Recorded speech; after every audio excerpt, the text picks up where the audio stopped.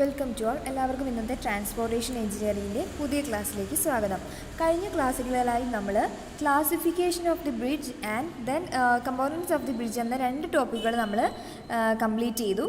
ഇപ്പോൾ ഇന്നത്തെ ക്ലാസ്സിൽ നമ്മൾ ഫസ്റ്റ് ഓഫ് ഓൾ നോക്കാൻ പോകുന്ന ടോപ്പിക് എന്ന് പറയുന്നത് selection of site for consideration. അതായത് നമ്മളൊരു ബ്രിഡ്ജ് കൺസ്ട്രക്ഷന് വേണ്ടി സൈറ്റ് നോക്കുമ്പോൾ നമ്മൾ ഏതൊക്കെ ഫാക്ടേഴ്സ് കൺസിഡർ ചെയ്തിട്ടാണ് ബ്രിഡ്ജ് സൈറ്റ് സെലക്ട് ചെയ്യുന്നതെന്നാണ് നമ്മൾ നോക്കുന്നത്.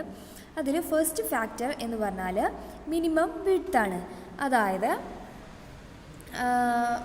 അതായത് ഒരു ബ്രിഡ്ജിൻ്റെ സ്പാനും അതുപോലെ തന്നെ കോസ്റ്റ് ഓഫ് ദി കൺസ്ട്രക്ഷനും ഡയറക്റ്റ്ലി ഡിപ്പെൻഡഡ് ആണെന്നാണ് പറയുന്നത്. അതായത് ഒരു ബ്രിഡ്ജിൻ്റെ സ്പാൻ ഇൻക്രീസ് ചെയ്യുന്നതിനനുസരിച്ച് കോസ്റ്റ് ഓഫ് ദി കൺസ്ട്രക്ഷനും ഇൻക്രീസ് ചെയ്യും. അപ്പോൾ നമുക്ക് തന്നെ അറിയാം, നീളം കൂടുന്നതിനനുസരിച്ച് cost of the construction increase ചെയ്യും. കാരണം കൂടുതൽ മെറ്റീരിയൽസ് വേണം, അതുപോലെ തന്നെ കൂടുതൽ ഡേയ്സ് അത് ലാസ്റ്റ് ചെയ്യാനുള്ള ചാൻസ് ഉണ്ട്. അപ്പോൾ ഓട്ടോമാറ്റിക്കലി എന്ത് ചെയ്യും, കോസ്റ്റ് ഓഫ് ദി കൺസ്ട്രക്ഷൻ കൂടാനുള്ള ചാൻസ് ഉണ്ട്. അപ്പോൾ നമ്മളെപ്പോഴും ബ്രിഡ്ജ് സൈറ്റ് സെലക്ട് ചെയ്യുമ്പോൾ മിനിമം വിഡ്ത്ത് വരുന്ന, അതായത് ബ്രിഡ്ജിന് മിനിമം സ്പാൻ വരുന്ന തരത്തിലുള്ള സൈറ്റ് മാത്രമേ നമ്മളെപ്പോഴും സെലക്ട് ചെയ്യാൻ പാടുള്ളൂ. അങ്ങനെ ചെയ്താൽ മാത്രമേ നമുക്ക് കോസ്റ്റ് ഓഫ് ദി കൺസ്ട്രക്ഷൻ നമുക്ക് അഫോർഡ് ചെയ്യാൻ പറ്റുന്ന ഒരു വാല്യൂവിൽ, കോസ്റ്റിൽ നമുക്ക് എപ്പോഴും നിർത്താൻ പറ്റും. അപ്പോൾ നമ്മൾ മിനിമം വിഡ്ത്ത് എന്നാണ് പറഞ്ഞത്. പക്ഷെ നമ്മൾ പറഞ്ഞത് ബ്രിഡ്ജിൻ്റെ സ്പാനിനെ കുറിച്ചാണ്. സ്പാൻ എന്ന് പറഞ്ഞാൽ total length of the bridge ആണല്ലോ. അപ്പോൾ നമുക്കറിയാം, ഒരു റിവറിൻ്റെ വിഡ്ത്ത് എന്ന് പറയുന്നത് കവർ ചെയ്യുന്നതാണ് എപ്പോഴും വരുന്നത് ബ്രിഡ്ജിൻ്റെ സ്പാനായിട്ട് വരുന്നത്. അപ്പോൾ റിവറിൻ്റെ വിഡ്ത്ത് കുറവുള്ള സ്ഥലത്ത് മാത്രമായിരിക്കും നമ്മൾ എപ്പോഴും ബ്രിഡ്ജ് കൺസ്ട്രക്ട് ചെയ്യേണ്ടത്. അപ്പോൾ മാത്രമേ നമുക്ക് എന്ത് കിട്ടുള്ളൂ, മിനിമം സ്പാൻ കിട്ടുള്ളൂ. അപ്പോൾ നമുക്ക് കോസ്റ്റ് ഓഫ് ദ കൺസ്ട്രക്ഷനും കുറയ്ക്കാൻ വേണ്ടി പറ്റും. ഇനി സെക്കൻഡ് ഫാക്ടർ എന്ന് പറഞ്ഞാൽ ഗുഡ് ഫൗണ്ടേഷൻ എന്നതാണ് സെക്കൻഡ് ഫാക്ടർ എന്ന് പറഞ്ഞാൽ. അപ്പോൾ അതെന്താണെന്ന് നമുക്ക് നോക്കാം. അതായത് നമ്മൾ ബ്രിഡ്ജ് കൺസ്ട്രക്ട് ചെയ്യുമ്പോൾ ഒരുപാട് ലോഡൊക്കെ ബിയർ ചെയ്യുന്ന ഏരിയ ആയിരിക്കും അത്. അപ്പോൾ നമ്മൾ സോയിലിൻ്റെ ബിയറിംഗ് കപ്പാസിറ്റി ഒക്കെ ചെക്ക് ചെയ്ത് പ്രോപ്പറായിട്ടുള്ള ബിയറിംഗ് കപ്പാസിറ്റി ഉള്ളതും, അതുപോലെ തന്നെ ഡിസൈർഡ് ഡെപ്തിൽ ഗുഡ് മെറ്റീരിയൽസ് കൊണ്ടും അങ്ങനെ നല്ല സ്ട്രെങ്ത്ത് ഉള്ള സോയിലൊക്കെ ഉള്ള സ്ഥലത്ത് മാത്രമേ നമ്മൾ ബ്രിഡ്ജ് കൺസ്ട്രക്ട് ചെയ്യാൻ പറ്റുള്ളൂ. അല്ലെങ്കിൽ അതിൻ്റെ ഫെയിലിയർ ഉണ്ടാവാനുള്ള ചാൻസ് ഉണ്ട്. അപ്പോൾ നമ്മൾ ബ്രിഡ്ജ് കൺസ്ട്രക്ട് ചെയ്യുന്നതിന് മുമ്പായി ടൈപ്പ് ഓഫ് ദി സോയിലും അതുപോലെ തന്നെ സോയിലിൻ്റെ ബിയറിംഗ് കപ്പാസിറ്റിയൊക്കെ ചെക്ക് ചെയ്ത് നല്ലൊരു ഗുഡ് ഫൗണ്ടേഷൻ ആയിരിക്കണം എപ്പോഴും അവിടെ ഉണ്ടാവേണ്ടത്. ഇനി നെക്സ്റ്റ് ഫാക്ടർ എന്ന് പറഞ്ഞാൽ straight reach and firm banks ആണ്. അതായത് ഈ ബ്രിഡ്ജ് എപ്പോഴും ലൊക്കേറ്റ് ചെയ്യേണ്ടത് സ്ട്രൈറ്റ് റീച്ചിലാണെന്നാണ് പറയുന്നത്. അതായത് ഒരിക്കലും നമ്മൾ കേർവ്ഡ് പാത്തിൽ ഒരു ബ്രിഡ്ജ് നമുക്ക് കൺസ്ട്രക്ട് ചെയ്യാൻ പറ്റത്തില്ല എന്നല്ല, ബ്രിഡ്ജ് കൺസ്ട്രക്ട് ചെയ്യാം. പക്ഷേ അതിനനുസരിച്ച് എന്ത് കൂടുന്നു, cost of the construction increase ചെയ്യാനുള്ള ചാൻസ് ഉണ്ട്. അപ്പോൾ നമ്മളെപ്പോഴും ഒരു ഫേം ബാങ്ക്സ് ഉള്ളതും അതുപോലെ തന്നെ റൈറ്റ് ആംഗിൾ ആയിട്ടും ആയിരിക്കണം മാക്സിമം ബ്രിഡ്ജ് കൺസ്ട്രക്ട് ചെയ്യാൻ വേണ്ടി നോക്കേണ്ടത്.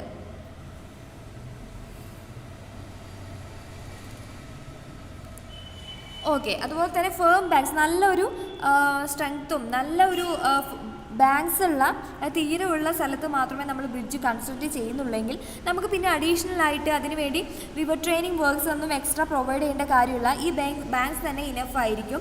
അപ്പോൾ അതുകൊണ്ടാണ് straight reach and firm bank എന്ന് പറയുന്നത്. ഇനി നെക്സ്റ്റ് ഫാക്ടർ എന്ന് പറഞ്ഞാൽ സ്ക്വയർ അലൈൻമെൻറ്റ് ആണ്. അതായത് the crossing should be square, that is the angle to the river flow. അതായത് ക്രോസിംഗ് എപ്പോഴും സ്ക്വയർ ആയിരിക്കണം. അതായത് ബ്രിഡ്ജ് കൺസ്ട്രക്ട് ചെയ്ത് നമ്മൾ നേരത്തെ പറഞ്ഞ പോയിന്റ് തന്നെ സ്ക്വയർ ആയി വരുന്ന പോർഷനിലായിരിക്കണം നമ്മൾ കൺസിഡർ ചെയ്യേണ്ടത്. അതായത് ബ്രിഡ്ജ് കൺസ്ട്രക്ട് ചെയ്യുമ്പോൾ റിവർ ഫ്ലോ ചെയ്യുന്ന ഡയറക്ഷന് കറക്റ്റ് പെർപെൻഡിക്കുലർ ആയിട്ട് മാത്രമായിരിക്കും നമ്മൾ ബ്രിഡ്ജ് കൺസ്ട്രക്ട് ചെയ്യുന്നുള്ളത്.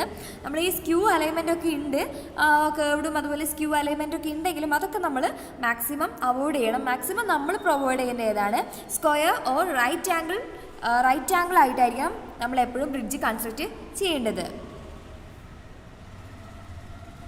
ഇപ്പോൾ നമ്മൾ റൈറ്റ് ആംഗിൾ ആണ് കൊടുത്തതെങ്കിൽ അവിടെ യൂണിഫോം ഫ്ലോ ഉണ്ടാവാനുള്ള ചാൻസ് ഉണ്ട് റിവറിന്. അതുപോലെ തന്നെ ലെസ് ഇറോഷനും ആയിരിക്കും അവിടെ ഉണ്ടാവുക. ഇനി നെക്സ്റ്റ് ഫാക്ടർ എന്ന് പറഞ്ഞാൽ കോൺഫ്ലുവൻസ് ഓഫ് ട്രൈബ്യൂട്ടറീസ്. ട്രൈബ്യൂട്ടറീസ് എന്ന് വെച്ചാൽ എന്താണ്, കൈവരികളാണ് ട്രൈബ്യൂട്ടറീസ് എന്ന് പറയുന്നത്. അതായത് ഒരു റിവറിൽ നിന്ന് ഉത്ഭവിച്ചു പോകുന്ന മറ്റ് റിവേഴ്സിനെ നമ്മൾ പറയുന്ന പേരാണ് ട്രൈബ്യൂട്ടറീസ് ഓർ കൈവരികൾ എന്ന് പറയുന്നത്. പോഷക നദികളെന്ന് നമ്മൾ മലയാളത്തിൽ പറയും ട്രൈബ്യൂട്ടറീസ്. അതായത് നമ്മൾ ബ്രിഡ്ജ് സൈറ്റ് സെലക്ട് ചെയ്യുമ്പോൾ എപ്പോഴും എവേ ഫ്രം ദി ട്രൈബ്യൂട്ടറീസ് ആയിരിക്കണം. ഒരിക്കലും ട്രൈബ്യൂട്ടറീസ് ഉണ്ടാകുന്ന സ്ഥലത്ത് കറക്റ്റായിട്ട് നമ്മൾ ഒരിക്കലും എന്ത് കൊടുക്കാൻ പാടില്ല, ബ്രിഡ്ജ് കൺസ്ട്രക്ട് ചെയ്യാൻ പാടില്ല. അവർ bridge site should be away from the tributaries or confluence of the tributaries. അങ്ങനെയൊക്കെ ചെയ്താൽ മാത്രമേ അവരുടെ എഫക്റ്റ് കൂടി ഈ ബ്രിഡ്ജിനെ ബാധിക്കാതിരിക്കുന്നുള്ളൂ. അത് ഈ ട്രൈബ്യൂട്ടറീസിൽ നിന്നും മാറിയായിരിക്കണം എപ്പോഴും നമ്മൾ ബ്രിഡ്ജ് കൺസ്ട്രക്റ്റ് ചെയ്യേണ്ടത്. ഇനി നെക്സ്റ്റ് ഫാക്ടർ എന്ന് പറഞ്ഞാൽ സ്ട്രെയിറ്റ് അപ്രോച്ചസ് ആണ്. നമ്മൾ പറഞ്ഞു ബ്രിഡ്ജ് കൺസ്ട്രക്ട് ചെയ്യുന്നത് right angle to the flow ആയിരിക്കണം. അപ്പോൾ അതുപോലെ തന്നെ ബ്രിഡ്ജിലേക്ക് ചെല്ലുന്ന ആ പോർഷനെയാണ് നമ്മൾ അപ്രോച്ചസ് എന്ന് പറയുന്നത്. ആ അപ്രോച്ചസ് എന്ന് പറയുന്നത് മാക്സിമം നമ്മൾ സ്ട്രെയിറ്റ് പ്രൊവൈഡ് ചെയ്യാൻ വേണ്ടിയേ നോക്കുകയുള്ളൂ. എങ്കിൽ മാത്രമേ അതിൻ്റെ എക്സ്പെൻഡിച്ചറൊക്കെ നമുക്ക് ലോ ആയിട്ട് കീപ്പ് ചെയ്യാനൊക്കെ പറ്റുള്ളൂ. Then next factor availability of sufficient free board ആയിരിക്കണം. അതായത് if the river is used for navigation purpose the bridge be suggest sufficient free board should be available for the passage of boats, streamers or ships, navigation etcetera. അതായത് ഈ particular river എന്ന് പറയുന്നത് navigation പേർപ്പസിന് use ചെയ്യുന്നുണ്ടെങ്കിൽ അതിന് മതിയാവുന്ന അത്രയും free board കൊടുത്തിട്ടായിരിക്കും നമ്മളെപ്പോഴും bridge construct ചെയ്യേണ്ടത്. ഇല്ലാത്ത വിധം ആ നേവിഗേഷൻ പേർപ്പസൊക്കെ അത് ഡിലേ ആവാൻ, അത് നടക്കാതിരിക്കാനുള്ള ചാൻസ് ഉണ്ട്. Then another factor considered is waterway. There should be minimum obstruction to natural waterways at the site of bridge. അതായത് മിനിമം ഒബ്സ്ട്രക്ഷൻ പ്രൊവൈഡ് ചെയ്തിട്ടായിരിക്കണം നമ്മൾ ബ്രിഡ്ജ് കൺസ്ട്രക്ട് ചെയ്യേണ്ടത്. ഇനി അനദർ ഫാക്ടർ എന്ന് പറഞ്ഞാൽ വെലോസിറ്റി ഓഫ് ഫ്ലോ ആണ്. അതായത് വെലോസിറ്റി ബ്രിഡ്ജ് സൈറ്റിൽ എപ്പോഴും ഉണ്ടാകുന്ന വെലോസിറ്റി എന്ന് പറയുന്നത് പ്രോപ്പർ വെലോസിറ്റി ആയിരിക്കണം എപ്പോഴും ഉണ്ടാവേണ്ടത്. അതായത് ഒരു പ്രോപ്പർ വെലോസിറ്റി മെയിൻറ്റെയിൻ ചെയ്യുന്ന സ്ഥലത്ത് മാത്രമേ നമ്മൾ ബ്രിഡ്ജ് കൺസ്ട്രക്ട് ചെയ്യാൻ പാടുള്ളൂ. അങ്ങനെ പറയാനുള്ള കാരണം എന്താണെന്ന് വെച്ചാൽ if the velocity is lower than the particular value, അതായത് വെലോസിറ്റി എന്ന് പറയുന്നത് റിവറിൻ്റെ വെലോസിറ്റിയിൽ ഒരു പർട്ടിക്കുലർ വാല്യൂവിനേക്കാളും കുറവാണെങ്കിൽ അവിടെ എന്തിനുള്ള ചാൻസ് ഉണ്ട്, സിൽറ്റിംഗ് ഉണ്ടാവാനുള്ള ചാൻസ് ഉണ്ട്. ഇനി ആ വെലോസിറ്റി പർട്ടിക്കുലർ വെലോസിറ്റിയേക്കാൾ കൂടുതലാണെങ്കിൽ അവിടെ എന്തുണ്ടാവാനുള്ള ചാൻസ് ഉണ്ട്, സ്കോറിങ്ങും ഉണ്ടാവാനുള്ള ചാൻസ് ഉണ്ട്. ഈ സിൽറ്റിങ്ങും സ്കോറിങ്ങും ഒക്കെ നിങ്ങൾ ഹൈഡ്രോളിക്സിലൊക്കെ ആയിട്ട് പഠിച്ചിട്ടുണ്ടാവും. അപ്പോൾ ഇതിനി കൂടുതൽ എക്സ്പ്ലെയിൻ ചെയ്യേണ്ട കാര്യമൊന്നുമില്ല. ഇനി നെക്സ്റ്റ് ഫാക്ടർ എന്ന് പറയുന്നത് availability of material and labour ആണ്. അതായത് നമ്മൾ എപ്പോഴും ബ്രിഡ്ജ് കൺസ്ട്രക്ട് ചെയ്യുമ്പോൾ, ബ്രിഡ്ജ് മാത്രമല്ല എന്ത് നമ്മൾ കൺസ്ട്രക്ട് ചെയ്യുമ്പോഴും ആ മെറ്റീരിയൽ അവൈലബിൾ ആയിട്ടുള്ള ഒരു സ്ഥലത്ത് മാത്രമേ നമുക്ക് കൺസ്ട്രക്ട് ചെയ്യാൻ പാടുള്ളൂ. അതായത് മെറ്റീരിയൽസും അതുപോലത്തെ ലേബറും ഒക്കെ ഇനഫ്ലി അവൈലബിൾ ആവുന്ന സൈറ്റ് വേണം നമ്മളെപ്പോഴും കൺസിഡർ ചെയ്യാൻ. Then the last factor is easy diversion of the stream. അതായത് ഇനി ഇൻ കേസിൽ എന്തെങ്കിലും കേസിൽ റിവർ നമുക്ക് ഡൈവേർട്ട് ചെയ്യേണ്ട കേസ് വന്നിട്ടുണ്ടെങ്കിൽ അതിനും ഇനഫ് ആയിട്ടുള്ള സ്പേസ് പ്രൊവൈഡ് ചെയ്തിട്ട് മാത്രമേ നമ്മൾ എന്ത് കൊടുക്കാൻ പാടുള്ളൂ, ബ്രിഡ്ജ് എപ്പോഴും കൺസ്ട്രക്ട് ചെയ്യാൻ വേണ്ടി പാടുള്ളൂ. ഓക്കെ, അപ്പോൾ ഇത്രയാണ് നമ്മൾ ഒരു ബ്രിഡ്ജ് സൈറ്റ് സെലക്ട് ചെയ്യുമ്പോൾ കൺസിഡർ ചെയ്യേണ്ട ഫാക്ടേഴ്സ് എന്ന് പറയുന്നത്. ഇനി നമ്മൾ നെക്സ്റ്റ് നോക്കാൻ പോകുന്ന ടോപ്പിക്ക് അലൈൻമെൻറ്റ് ഓഫ് ദി ബ്രിഡ്ജാണ്. കോമൺലി നമ്മൾ അലൈൻമെൻറ്റ് എന്ന് വെച്ചാൽ സെൻട്രൽ ലൈൻ, ഇപ്പോൾ റോഡിൻ്റെ അലൈൻമെൻ്റ് ഒക്കെ എന്ന് വെച്ചാൽ central line of the road, അതായത് റോഡ് നമ്മൾ ഫിക്സ് ചെയ്യാൻ വേണ്ടി ഫസ്റ്റ് ഓഫ് ഓൾ ചെയ്യുന്ന ആ സെൻട്രൽ ലൈൻ പ്രൊവൈഡ് ചെയ്യുന്നതിനെയാണ് നമ്മൾ അലൈൻമെൻറ്റ് എന്ന് പറയുന്നത്. അതായത് കറക്റ്റ് ആംഗിളൊക്കെ കീപ്പ് ചെയ്യാൻ വേണ്ടിയാണ് നമ്മൾ അലൈൻമെൻറ്റ് കൊടുക്കുന്നത്. അപ്പോൾ ബ്രിഡ്ജിൻ്റെ അലൈൻമെൻറ്റ് എന്ന് പറയുന്നത് സെൻട്രൽ ലൈൻ തന്നെയാണ്. അല്ലെങ്കിൽ ബ്രിഡ്ജിൻ്റെ ആ ഒരു നേച്ചർ, ആ ഒരു ഫീച്ചറിനെയാണ് നമ്മൾ അലൈൻമെൻറ്റ് എന്ന് പറയുന്നത്. കോമൺലി 3 ടൈപ്പ് ഓഫ് അലൈൻമെൻറ്റ് ആണുള്ളത്. സ്ക്വയർ അലൈൻമെൻറ്റ് ഉണ്ട്, അതുപോലെ തന്നെ സ്ക്യൂ അലൈൻമെൻറ്റ് ഒരു ഷേപ്പ് ഓഫ് ദി ബ്രിഡ്ജാണ്. ദെൻ അതിനെ നമ്മൾ അലൈൻമെൻറ്റായി പറയുമ്പോൾ central line of the bridge. Then curved alignment. അപ്പോൾ കോമൺലി 3 ടൈപ്പ് ഓഫ് അലൈൻമെൻറ്റ്സ് ആണുള്ളത്. Square alignment, skew alignment and curved alignment. അപ്പോൾ നമുക്ക് ഓരോന്ന് എന്തൊക്കെയാണെന്ന് നോക്കാം. അപ്പോൾ സ്ക്വയർ അലൈൻമെൻറ്റ് എന്ന് പറയുമ്പോൾ എന്താണെന്ന് നമുക്ക് നോക്കാം. This alignment is done at right angle to the axis of the river. ഇപ്പോൾ നമ്മൾ നേരത്തെ പറഞ്ഞതുപോലെ നമ്മൾ പറഞ്ഞു മാക്സിമം സ്ക്വയർ ആയിരിക്കണം, right angle to the river ആണെന്നൊക്കെ നമ്മൾ നേരത്തെ പറഞ്ഞു. അപ്പോൾ സ്ക്വയർ അലൈൻമെൻറ്റ് എന്ന് പറയുമ്പോൾ എപ്പോഴും റിവറിന് റൈറ്റ് ആംഗിളായിട്ട് പ്രൊവൈഡ് ചെയ്യുന്നതിനെയാണ് നമ്മൾ സ്ക്വയർ അലൈൻമെൻറ്റ് എന്ന് പറയുന്നത്. It is the best alignment, ഇതാണ് ഏറ്റവും നല്ല അലൈൻമെൻറ്റും. അതായത് കൺസ്ട്രക്ട് ചെയ്യാനും എളുപ്പമാണ്, അതുപോലെ തന്നെ കോസ്റ്റ് ഓഫ് ദ കൺസ്ട്രക്ഷനൊക്കെ മറ്റുള്ളതിനെ ഡിപ്പെൻഡ് ചെയ്യുമ്പോൾ കുറവുമാണ്. ഇനി നെക്സ്റ്റ് അലൈൻമെൻറ്റ് എന്ന് പറയുന്നത് സ്ക്യൂ അലൈൻമെൻറ്റ് ആണ്. This also done at the axis of the river. ഇതും ആക്സിസ് ഓഫ് ദി റിവർ ആയിട്ടാണ് ചെയ്യുന്നത്. It is avoided farthest possible. Maximum ഇത് ചെയ്യാതിരിക്കുന്നതാണ് നല്ലത്. Because construction and maintenance are very difficult. In this alignment, flow will be turbulent, which causes excess flow of scour and great pressure on the piers. അതായത് ഈ skew alignment വരുമ്പോൾ അവിടെ turbulence ഉണ്ടാവാനുള്ള chance ഉണ്ട് റിവറിന്. അപ്പോൾ ഒരു യൂണിഫോം ഫ്ലോ ആയിരിക്കത്തില്ല ഉണ്ടാവുന്നത്, ടർബുലൻസ് ഉണ്ടാവാനുള്ള ചാൻസ് ഉണ്ട്. അപ്പോൾ അത് വരുമ്പോൾ സ്കോറിങ്ങിനും അതുപോലെ തന്നെ ബ്രിഡ്ജിൻ്റെ പിയേഴ്സിൽ largely amount of pressure deposit ചെയ്യാനുള്ള ചാൻസ് ഉണ്ട്. അത് അതിൻ്റെ സ്ട്രക്ചറിനെയും അതിൻ്റെ സ്ട്രെങ്ത്തിനെയും ഒക്കെ ബാധിക്കാനുള്ള ചാൻസ് ഉണ്ട്. ഇനി ലാസ്റ്റ് പറഞ്ഞതെന്ന് വെച്ചാൽ കേർവ്ഡ് അലൈൻമെൻ്റ് ആണ്. അതെന്തൊക്കെയാണ് നമുക്ക് നോക്കാം. This should also be avoided as far as possible. Construction and maintenance are very difficult. It has to resist an additional force, namely centrifugal force. അതായത് കേർവ്ഡ് അലൈൻമെൻറ്റ് കൊടുക്കുകയാണെങ്കിൽ സാധാരണ ബ്രിഡ്ജ് ബിയർ ചെയ്യുന്ന ഫോഴ്സിനേക്കാളും ഒരു additional force കൂടി അതിന് beer ചെയ്യേണ്ടി വരും. അതായത് സെൻട്രിഫ്യൂഗൽ ഫോഴ്സ് എന്ന ഫോഴ്സും കൂടി ഇതിൽ ബിയർ ചെയ്യേണ്ടി വരും. Then skew and curved alignments may sometimes have to be adopted in order to avoid costly and difficult approaches. അതായത് costly and difficult approaches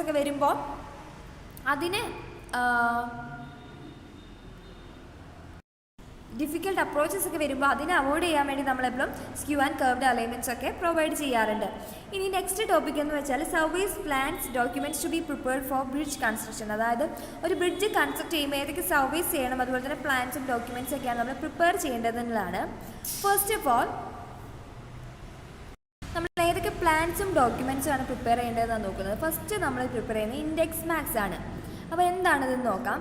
after all necessary service are conducted, a map is providing which showing all necessary details, which is called index map. അതായത് നമുക്ക് ആവശ്യമായ എല്ലാ സർവേയും ചെയ്തതിന് ശേഷം നമ്മളൊരു particular മാപ്പ് ഉണ്ടാക്കണം bridge construct ചെയ്യുന്നതിന് വേണ്ടി. അതിൽ ആ മാപ്പ് എന്ന് പറയുമ്പോൾ അതിലെല്ലാ നെസസറി ഡീറ്റെയിൽസും ഡാറ്റാസും ഇൻക്ലൂഡഡ് ആയിട്ടുള്ളതായിരിക്കണം ആ മാപ്പ് എന്ന് പറയുന്നത്. അതിൻ്റെ പേരാണ് ഇൻഡെക്സ് മാപ്പ് എന്ന് പറയുന്നത്.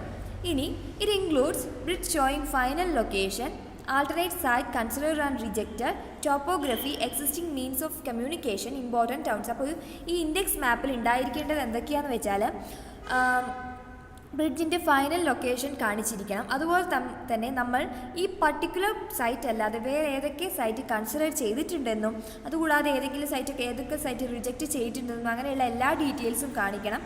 അതുപോലെ തന്നെ കറണ്ട് സൈറ്റിൻ്റെ ടോപ്പോഗ്രഫി, ഇനി existing means of communication, important towns, അങ്ങനെ എല്ലാ ഓൾ നെസസറി ഡീറ്റെയിൽസും കണ്ടെയ്ൻ ചെയ്തതായിരിക്കണം എന്തെന്ന് പറയുന്നത് ഇൻഡെക്സ് മാപ്പ് എന്ന് പറയുന്നത്. അപ്പോൾ ഇത് പ്രിപ്പയർ ചെയ്യുന്നത് എല്ലാ സർവീസും ഓൾ നെസസറി സർവീസ് എല്ലാം കണ്ടക്ട് ചെയ്തതിന് ശേഷമാണ് നമ്മൾ ഇൻഡെക്സ് മാപ്പ് പ്രിപ്പയർ ചെയ്യുന്നത്.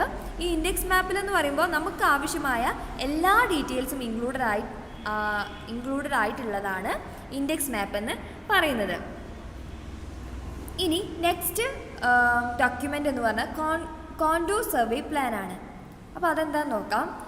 It shows the topographical features extending upstream and downstream side of the proposed bridge site to the following distance. അതായത് കോണ്ടൂർ സർവേ പ്ലാൻ എന്ന് പറഞ്ഞാൽ കോമൺലി ടോപ്പോഗ്രഫിക്കൽ ഗ്രാഫാണ്. ടോപ്പോഗ്രഫിക്കൽ ഫീച്ചേഴ്സൊക്കെ കണ്ടെയ്ൻ ചെയ്തിട്ടുള്ളതാണ് കോണ്ടൂർ സർവേ പ്ലാൻ എന്ന് പറയുന്നത്. അതായത് ബ്രിഡ്ജ് സൈറ്റിൻ്റെ അപ്സ്ട്രീം ടു ഡൗൺ സ്ട്രീം വരെയുള്ള എല്ലാ ടോപ്പോഗ്രഫിക്കൽ ഫീച്ചേഴ്സും ഇൻക്ലൂഡ് ചെയ്തതായിരിക്കണം. അതെന്ന് പറയുന്നത് കോമൺലി ഫോളോയിങ് ഡിസ്റ്റൻസിലുണ്ടാവണം. അതായത് 100 മീറ്ററിൽ വരെ ആയിരിക്കണം. അതായത് ഒരു ബ്രിഡ്ജ് സൈറ്റിൻ്റെ upstream to downstream 100 metre വരെയുള്ള ഡീറ്റെയിൽസ് എടുക്കണം. അത് എപ്പോഴാണെന്ന് വെച്ചാൽ ബ്രിഡ്ജിൻ്റെ റിവറിൻ്റെ ക്യാച്ച്മെൻറ്റ് ഏരിയ എന്ന് പറയുന്നത് ലെസ് ദാൻ 3 സ്ക്വയർ കിലോമീറ്റർ. അതിനേക്കാളും കുറവാണെങ്കിൽ 100 മീറ്ററും, ഇനി 3 to 5 സ്ക്വയർ കിലോമീറ്റർ ആണെങ്കിൽ 300 മീറ്ററും, ഇനി 15 സ്ക്വയർ കിലോമീറ്റർ ആണെങ്കിൽ 15 കിലോമീറ്റർ വരെയുള്ള ഡിസ്റ്റൻസിലും ആയിരിക്കണം കോണ്ടൂർ സർവേ പ്ലാൻ എപ്പോഴും പ്രിപ്പയർ ചെയ്യേണ്ടത്. ഇനി നെക്സ്റ്റ് എന്ന് പറയുന്നത് സൈറ്റ് പ്ലാൻ ആണ്. അപ്പോൾ നിങ്ങൾ സർവേ എല്ലാം പഠിച്ചതാണ്. സൈറ്റ് പ്ലാൻ എന്താണെന്ന് ഇനി കൂടുതൽ എക്സ്പ്ലെയിൻ ചെയ്യേണ്ട കാര്യമൊന്നുമില്ല. എന്നാൽ നമുക്ക് നോക്കാം. It showing name and location of the bridge and road, direction of the flow, maximum flood discharge, lowest discharge, approaches, nearest town or village, location of bench mark, speeds of boring. അതായത് site plan എന്ന് പറയുമ്പോൾ index മാപ്പ് പോലെ തന്നെ എല്ലാ necessary ഡീറ്റെയിൽസും ആ particular സൈറ്റിലെ എല്ലാ necessary ഡീറ്റെയിൽസും അടങ്ങിയതായിരിക്കണം സൈറ്റ് പ്ലാൻ എന്ന് പറയുന്നത്. അതായത് ബ്രിഡ്ജിൻ്റെ ലൊക്കേഷനും അതുപോലെ തന്നെ റോഡിൻ്റെ ലൊക്കേഷനും കാണിക്കണം.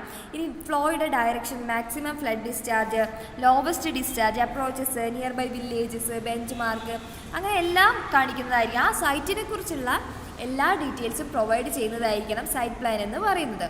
ഇനി നെക്സ്റ്റ് വൺ എന്ന് പറഞ്ഞാൽ cross section of the channel.